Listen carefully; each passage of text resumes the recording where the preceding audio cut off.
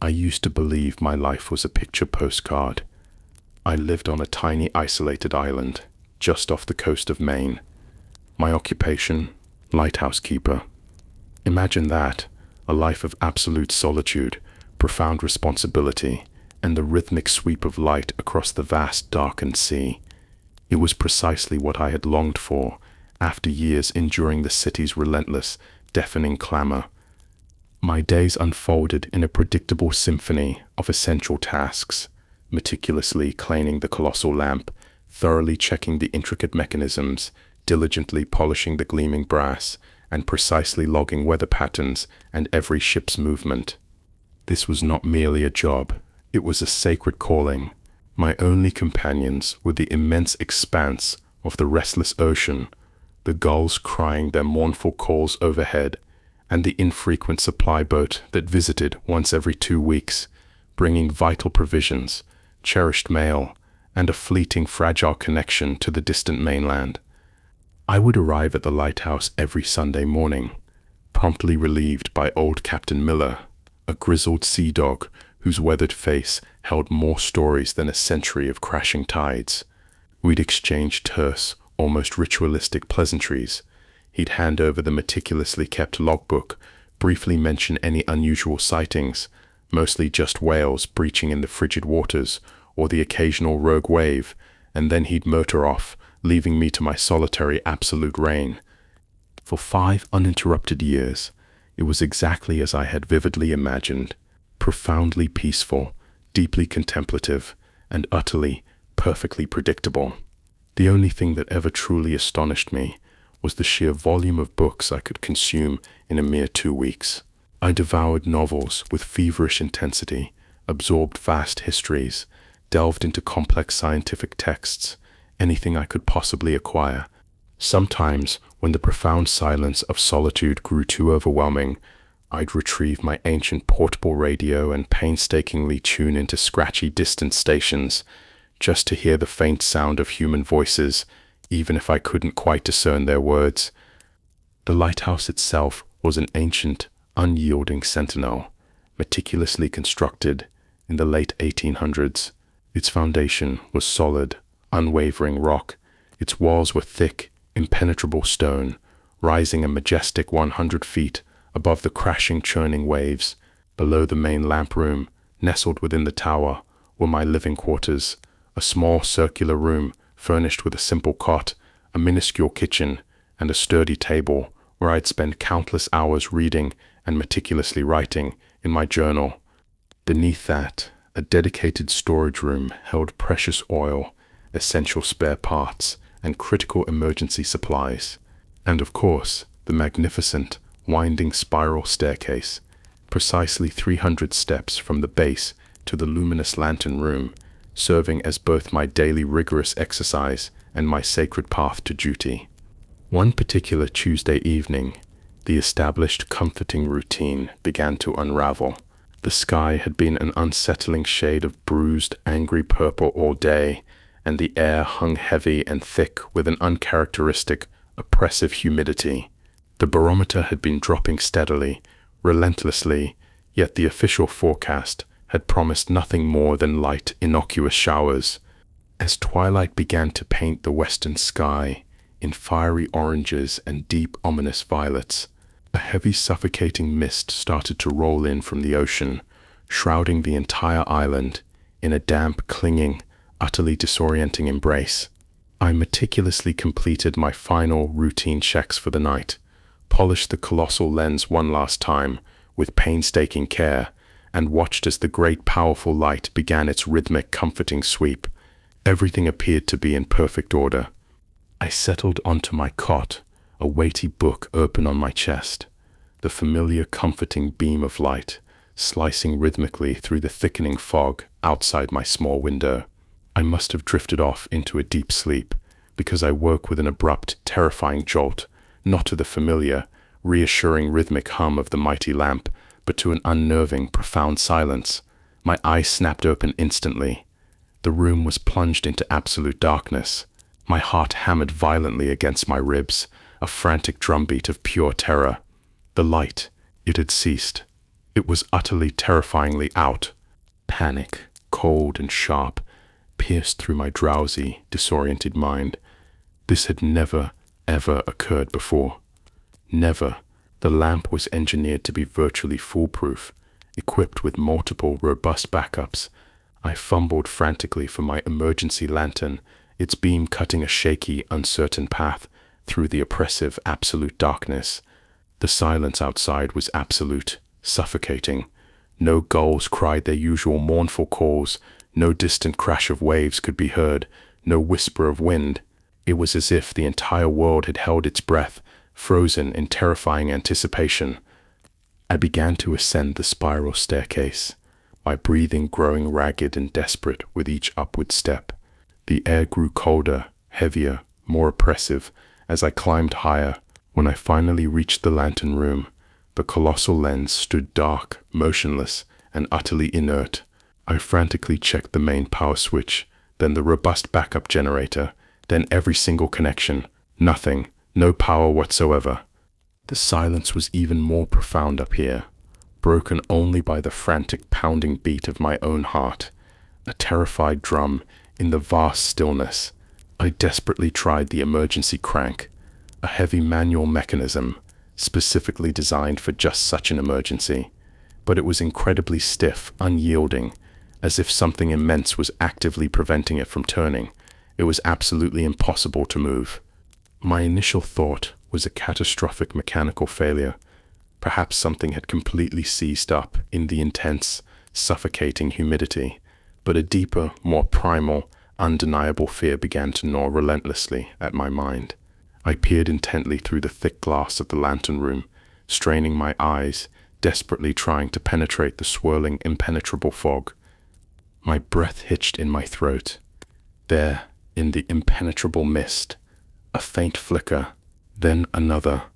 Tiny pinprick lights, just beyond the reach of my lantern beam, seemed to dance, erratically, hauntingly, in the swirling fog.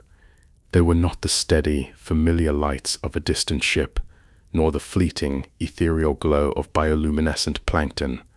These were erratic, bobbing, and seemed to be moving unmistakably towards the island. I clutched the railing, my knuckles stark white against the cold metal. My mind raced, frantically searching for any rational explanation, any logical answer. Fishermen? No, they wouldn't be out in this kind of suffocating fog, especially with no prior warning. Rescuers? Highly unlikely, as no one on the mainland knew I was in dire trouble yet. My boss on the mainland wouldn't even notice the light was out until the break of dawn, and even then, it would take precious hours for anyone to reach my isolated location. The lights continued their slow, relentless, terrifying approach. My rational mind screamed, hallucination, but my gut screamed, imminent danger. I forced myself to breathe, to think clearly. I absolutely had to get the light functioning. It was my solemn duty, my sole purpose here. I tried the crank again, throwing my full desperate weight into it, but it remained stubbornly, defiantly immobile. It felt as if it was permanently cemented in place. Frustration, hot and desperate, mixed with a growing, bone-chilling dread. The lights outside had grown perceptibly larger, no longer mere pinpricks, but distinct, glowing orbs, several of them now much closer, just beyond the solid base of the lighthouse. They seemed to pulse with an eerie, soft, unnatural luminescence. I scrambled frantically back down the spiral staircase, my heart pounding a furious, desperate rhythm against my ribs. I absolutely had to reach the storage room. There was an old, hand-cranked foghorn, a forgotten relic from the lighthouse's earliest, most desperate days, meant as an absolute last resort. Perhaps the piercing sound would terrify whatever those lights were, driving them away, or, at the very least, alert someone, anyone, to my increasingly dire predicament. The storage room was a damp, musty, claustrophobic space, crammed with spare parts, ancient, rusted tools, and the lingering pungent smell of salt and old oil. I located the foghorn, a large, weighty brass contraption, much heavier than I had remembered. I dragged it with immense effort to the small, heavily reinforced window that faced the turbulent sea just above the waterline. The glass in this window was exceptionally thick, designed to withstand the fiercest, most punishing storms. I cranked the handle with all my remaining strength. A deep, mournful, almost primal wail ripped through the suffocating silence, echoing eerily across the vast, unseen water. It was a sound that had always brought me a strange sense of comfort, a powerful warning to sailors navigating treacherous waters, a profound reassurance to those safely on shore. But tonight, it felt distinctly different. It felt like a desperate, guttural plea for help. I cranked it again and again, the raw, piercing sound tearing savagely at the oppressive absolute silence. And then, as the last fading echo of the horn dissipated into the mist, I heard it, a faint, almost imperceptible scrape against the rough stone foundation of the lighthouse. It was a sound that should not be there. The familiar rhythmic crash of waves against the rock was conspicuously absent, replaced by this unsettling, unnatural, utterly terrifying sound. My blood ran cold, turning to ice in my veins. I peered intently through the thick glass of the window, straining my eyes against the swirling, blinding fog. Nothing, just the impenetrable uniform gray. I desperately tried to convince myself it was merely the building settling, or perhaps stray debris carried by the unseen tide, but the scrape had a deliberate, almost purposeful scraping quality to it, like something with rough, immense edges actively dragging itself upwards. I stood there for an eternity, clutching the heavy foghorn, my breath held captive in my chest, my muscles rigid with fear. Then, another sound, a soft, almost silent thump from directly above me, followed by a barely audible click. It sounded precisely like something massive adhering to the unyielding stone wall, something impossibly large. My eyes darted frantically to the ceiling. The lighthouse walls were solid, ancient stone. There was no conceivable way anything could be inside the walls. My mind, fueled by surging adrenaline and raw, debilitating fear, conjured horrifying images of giant, grotesque barnacles attaching themselves to the unyielding stone, or some unseen, unimaginable creature scaling the sheer, impossible face of the lighthouse. The mere thought sent a visceral shiver down my spine, a cold tremor of pure terror.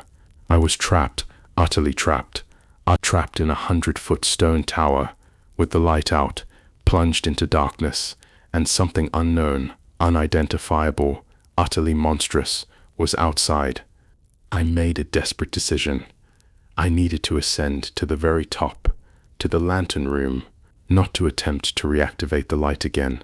That seemed futile, but to gain a better, higher vantage point, to finally see with my own eyes what was truly happening. Perhaps, just perhaps, it was something I could comprehend, something that wouldn't make my blood run cold with existential dread. I began to climb the spiral staircase once more, this time moving with frantic urgency, my hand gripping the cold, rough stone wall for desperately needed support. Every creak of my boots on the ancient steps, every strained, ragged breath echoed loudly, ominously, in the confined, suffocating space. As I ascended, a low, guttural thrum began to emanate from the very walls around me. It was a vibrating sound, deep and resonant, as if the ancient stone of the lighthouse itself was alive, humming with a terrifying alien energy. It intensified steadily as I climbed higher, until it was a tangible, unnerving vibration under my feet, trembling in my hands. This was not the familiar hum of machinery. It was organic, unsettling, truly unnatural. When I finally reached the lantern room, the humming was a deafening roar in my ears, a resonant vibration that threatened to shatter my very being. I stumbled across the metallic floor, my legs trembling uncontrollably from exhaustion and terror. I looked out, my eyes wide with unspeakable terror, into the swirling, blinding fog. The glowing orbs were still there, but now they were much, much closer. And they weren't just floating passively in the fog. They were unequivocally attached to something vast and indistinct, that seemed to shimmer eerily in the dense mist, just beyond the reach of clear, definitive vision. And then, as the humming reached its horrifying crescendo, a massive, shadowy, utterly alien form began to slowly, agonizingly resolve itself in the swirling, oppressive gray. It was enormous, truly colossal, dwarfing the very waves that crashed relentlessly against the rocks below. Its surface was dark, glistening wetly, covered in what looked like countless, shifting, segmented plates.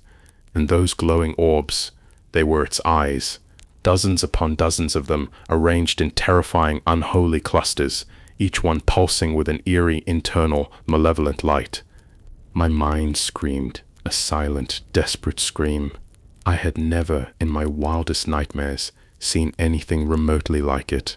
It was like something torn directly from a cosmic horror story, a creature of the deepest, darkest ocean, now rising from the abyssal depths to claim the very lighthouse itself. Its sheer, unimaginable scale was utterly horrifying. It was as tall, perhaps even taller, than the lighthouse itself, its immense upper body now ominously level with my precarious position in the lantern room. A horrifying, earth-shattering realization dawned on me. The scraping sound, the thump and click, the incessant humming. It wasn't climbing the lighthouse. It was adhering to it. Its vast, segmented body was pressing relentlessly against the ancient stone, its immense, unimaginable weight creating the terrifying, vibrating thrum. And those glowing eyes were now unmistakably, undeniably looking directly at me, studying me. I pressed myself desperately against the interior wall of the lantern room, trying to make myself utterly invisible, though I knew deep down it was a futile, pathetic attempt. Its eyes, those dozens of horrifying, glowing orbs, were fixed on me with an unsettling, chilling, intelligent intensity. It was examining me, analyzing me.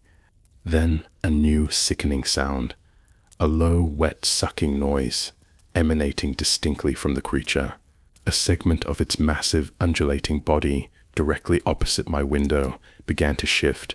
It wasn't moving like organic flesh, but more like something impossibly flexible, yet terrifyingly rigid. A massive, glistening appendage, thick as a tree trunk, began to slowly, inexorably extend from its colossal form. It moved with agonizing, deliberate slowness, probing the empty air, its tip ending in what looked disturbingly like a cluster of smaller, prehensile tentacles. My breath caught in my throat, a painful gasp. It was reaching for the lighthouse, reaching for me. I didn't think. There was no time for thought. I reacted purely on instinct. I tore open the heavy, reinforced door that led out onto the narrow, precarious catwalk circling the lantern. It was sheer madness to venture outside, especially with whatever that thing was, but my primal instinct was to escape the suffocating confines of the shattered glass, to move, to do something, anything to avoid being caught. As I stepped out, the wind, which had been eerily, unnaturally absent moments before, suddenly surged around me with terrifying force, buffeting me precariously, threatening to rip me from my desperate grip. The creature's immense appendage, now fully extended, was directly in front of the lighthouse, just a few feet away from my exposed position. Its smaller prehensile tentacles writhed, almost playfully, sickeningly, in the cold, damp air. The humming intensified, rattling my very bones, threatening to shatter my eardrums. I gripped the cold metal railing with white-knuckled desperation, my eyes wide with unspeakable terror. The creature was so incredibly close now, its malevolent eyes reflecting the raw terror in my own. I could distinctly see the horrifying texture of its skin, or scales, or whatever it was, a dark, slick, glistening surface, covered in countless small, almost microscopic, glowing spores that pulsed faintly with an unnatural light. The appendage moved again, closer, closer still, its prehensile tip now gently tapping, almost delicately, against the thick glass of the lantern room, precisely where I had been standing mere moments before. A horrifying, gut-wrenching realization struck me. It knew I was there. It was toying with me, playing with its prey. My mind screamed at me, a primal, urgent demand to run. But where? I was 100 feet up, isolated on a tiny remote island, surrounded by an impossible, unspeakable creature. There was literally nowhere to go, no escape. And then a thought, desperate, audacious, and utterly insane, flashed through my mind like a blinding revelation. The emergency lever for the main light. It was designed to override any electrical failure, a purely mechanical bypass that, theoretically, could force the colossal lamp to spin and ignite the primary bulb, drawing immense power from the deepest, most ancient reserves. It was an absolute last resort, meant for total system collapse, never under any circumstances to be used unless the lighthouse was entirely dark and all other conceivable options were utterly exhausted. I had never even touched it before in my 5 years of service. It was located inside the lantern room, on the opposite side of where the creature was currently probing. I had to get back inside. I took a deep, shuddering breath, the cold, salt-laced air burning my lungs, a searing pain. I dashed back through the open door, ignoring the creature's immediate, almost inquisitive, terrifying shift in attention. As I lunged for the lever, a loud, bone-jarring th-thu reverberated violently through the entire lighthouse. The creature's immense appendage had slammed with terrifying force against the thick glass. The reinforced pane cracked instantly, a grotesque spiderweb of fissures spreading rapidly across its entire surface. Another th-thu, harder, more violent this time, and a large, jagged chunk of glass splintered inwards with a deafening crash, showering the metallic floor with glittering, sharp shards. I yanked the lever down with all my remaining desperate strength. It was stiff, protesting vehemently, but I forced it, the ancient metal groaning and screaming under the immense strain. There was a sickening mechanical clunk from the internal mechanism, a sound of old gears grinding, and then slowly, agonizingly, the massive colossal lens began to creak, grinding loudly against whatever unseen resistance had held it captive. The creature's appendage pulled back, momentarily startled, perhaps even confused, by the sudden movement. Its glowing, malevolent eyes narrowed, focusing intently on the now slowly turning lamp. It seemed to understand. It recoiled slightly, its entire immense body tensing, preparing for something. With a final, desperate, all-consuming heave, the lamp mechanism shuddered violently, and then, with a blinding, overwhelming flash, the primary bulb ignited. A piercing, brilliant, almost divine beam of light erupted from the lantern, cutting through the dense, oppressive fog with unparalleled power, illuminating the monstrous creature in all its horrifying, impossible detail. It wasn't just immense. It was truly, undeniably alien. Its body was a vast, undulating, segmented mass of pulsating flesh, covered in those phosphorescent, unholy spores. Its dozens upon dozens of eyes, now fully illuminated by the searing light, glowed with a malevolent, ancient, terrifying intelligence. And then I saw it, embedded horrifyingly in its glistening skin. Here and there were fragments of rusted, ancient metal, jagged shards of glass, and what looked disturbingly, unmistakably like parts of old, long-lost shipwrecks. It wasn't merely a creature of the deepest, darkest ocean. It was a collector, a silent, ravenous devourer of all that fell into its abyssal domain. The intense, concentrated light hid its eyes. It shrieked, a sound that wasn't a roar, or a bellow, or a growl, but a high-pitched, vibrating, ear-splitting wail that resonated through my very bones, shaking the entire lighthouse to its ancient foundation. It was a sound of pure, unadulterated agony, of searing pain. The creature began to thrash violently, wildly. Its vast segmented body writhed uncontrollably against the lighthouse, its immense appendage flailing wildly, indiscriminately. It slammed against the cracked, shattered glass of the lantern room again, completely demolishing the remaining panes, sending a torrent of cold, biting salt spray and sharp shards inwards.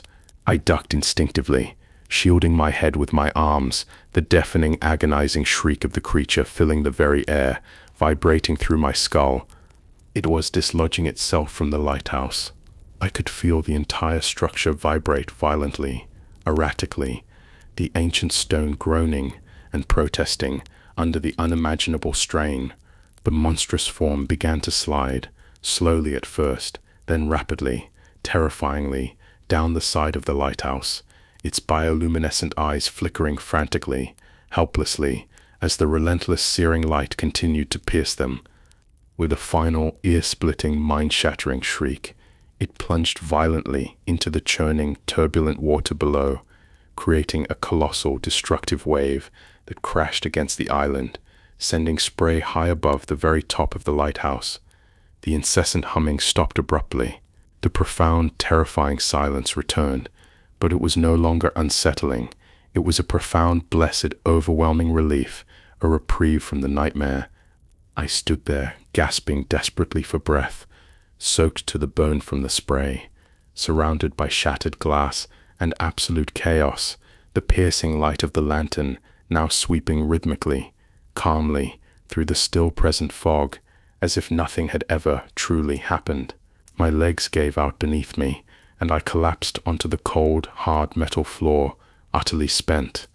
I don't know how long I lay there, shivering uncontrollably, my mind relentlessly replaying the unspeakable horror I had just witnessed. It felt like an eternity. Eventually, the sun began to peek over the eastern horizon, painting the sky in soft, ethereal hues of pink and gold, a stark, almost cruel contrast to the raw terror of the preceding night. The lingering fog began to dissipate slowly, revealing a calm, deceptively peaceful, utterly serene sea. When Captain Miller finally arrived later that morning, his usual gruff, no-nonsense demeanor was replaced by a look of stunned, absolute disbelief.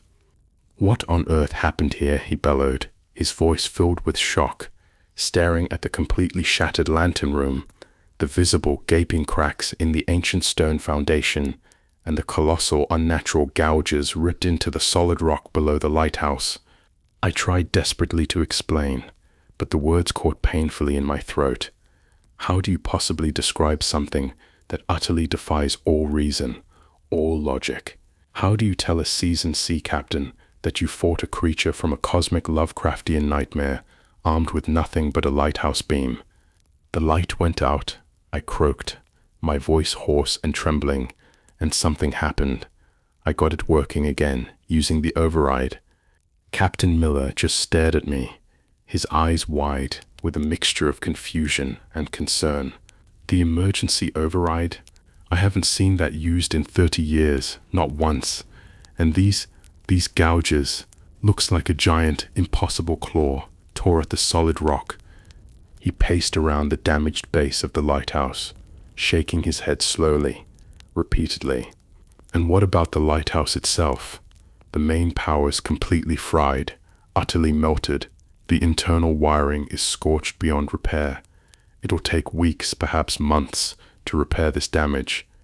I opened my mouth, desperate to tell him about the glowing eyes, the writhing tentacles, the horrifying bioluminescent spores, but then I stopped myself abruptly.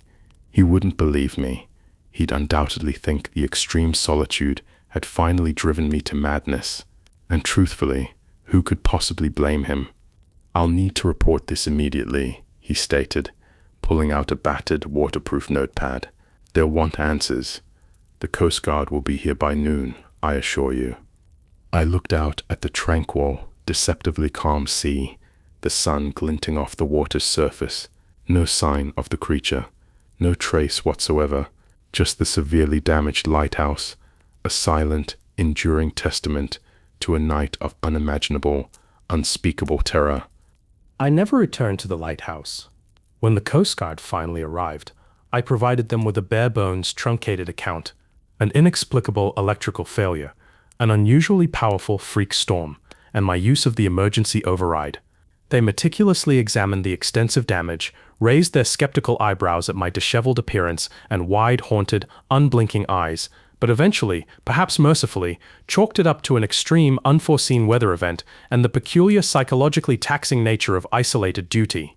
They mentioned finding some unusual large, dark, gelatinous deposits on the rocks below the waterline, but casually dismissed them as some form of unusual, rapidly growing algae bloom. I just nodded, numbly, my mind a whirlwind of fear and disbelief. I packed my few meager belongings, took the supply boat back to the distant mainland, and never ever looked back.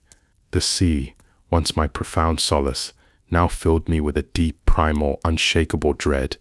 Every single time I glimpse a lighthouse, every time a distant foghorn sounds its mournful call, a cold, icy shiver runs down my spine, a chilling reminder of that night. I live a quiet, unassuming life now, far, far away from the treacherous coast. But the memory of that night, the omnipresent hum, the dozens of glowing, malevolent eyes, the impossible, terrifying scale of that thing, it never ever leaves me. It haunts my dreams, twisting them into grotesque nightmares. And sometimes, late at night, when the wind howls just right, a chilling, familiar sound, I swear I can still hear the faint, agonizing shriek of something ancient, something utterly unimaginable, retreating back into the crushing, eternal depths. I keep a small, smooth, dark stone I found near the lighthouse base, just after dawn broke that morning. It glows faintly in the dark, a soft, almost imperceptible luminescence, exactly like the spores I saw on its skin. It's my secret, my only proof, and my eternal terrifying reminder that some things are better left undisturbed, forever hidden in the deepest, darkest parts of the world, and that some lights, no matter how bright, how powerful, can only hold back the encroaching darkness for so long,